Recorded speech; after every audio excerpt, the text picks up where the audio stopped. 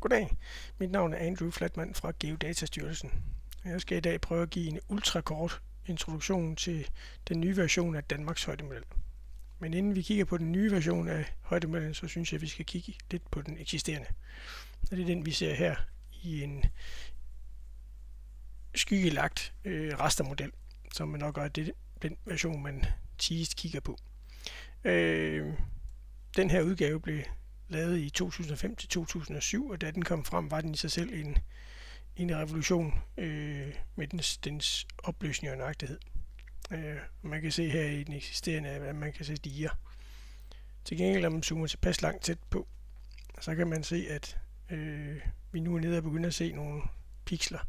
Og det er fordi, at pixlerne i den her højdemodel er 1,6 meter. Og man kan så sige, hvorfor er de 1,6 meter? Og for at få en svar på det, så skal vi kigge tilbage i punktskyen, som er grundlaget for den rasterbaserede højdemodel. Og punktskyen, den er blevet skabt med fra fly med en laserscanner.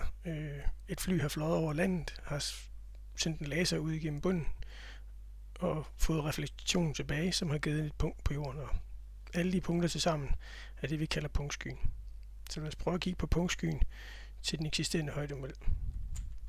Den ser sådan her ud. Den har vi her, og vi kan se, at der er bygninger her og bygninger her. Og ude langs siderne her, der har vi vegetation. Zoomer vi tæt på, så kan vi se, at der altså stadigvæk er en helt lille afstand imellem punkterne. Faktisk noget, der minder om 1,5 meter.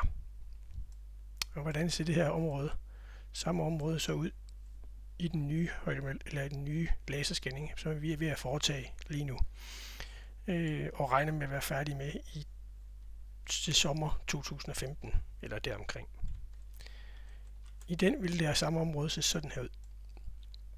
Vi kan nu se, at der er væsentligt flere punkter. Hvis vi zoomer tæt på, så kan vi se, hvordan at der er mange flere punkter på bygningerne. Vi kan også se, at vegetationen er vældig godt repræsenteret på grund af den her meget højere punkttæthed. Og hvis vi lige prøver at zappe tilbage igen, så ser den altså sådan der ud i den gamle. Og den ser sådan der ud i den nye. Langt flere punkter. Det betyder også, at vi kan se langt flere ting i den nye. Vi kan for eksempel, hvis vi kigger på en havn her, se skibe, vi kan se trosser til skibet, vi kan se kraner og så fremdeles. Hvis vi kigger på et højspændingskabel, så vil vi se, at i den nye kan vi faktisk også godt se højspændingskabler, højspændingsmaster og igen masser af vegetation. Så der er altså langt flere punkter i den nye, i den eksisterende. Hvad betyder det så for vores rastermodeller, vores afledte rastermodeller? Ja, nu ser vi igen på det her dige, og hvis jeg prøver at tænde for den nye, så kan vi se, at det ser sådan ud. Det samme dige. Nu har vi pludselig rasterceller, der er 40 cm, frem for rasterceller, der er 1,6 meter. Og det gør altså forskellen på, at vi enten ser det der, eller at vi ser det der.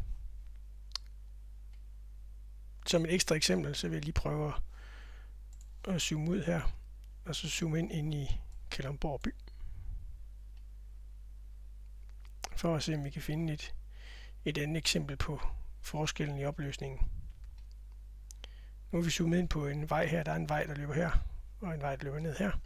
Og hvis vi prøver at tænde for den nye højdemodel, så ser den altså sådan ud. Nu kan vi tydeligt se, at vejmidten den er hævet i forhold til kantstenene, og vi kan faktisk også se kantsten og fortov. Hvis vi kigger i den eksisterende, så kan vi se, at det er næsten umuligt at se.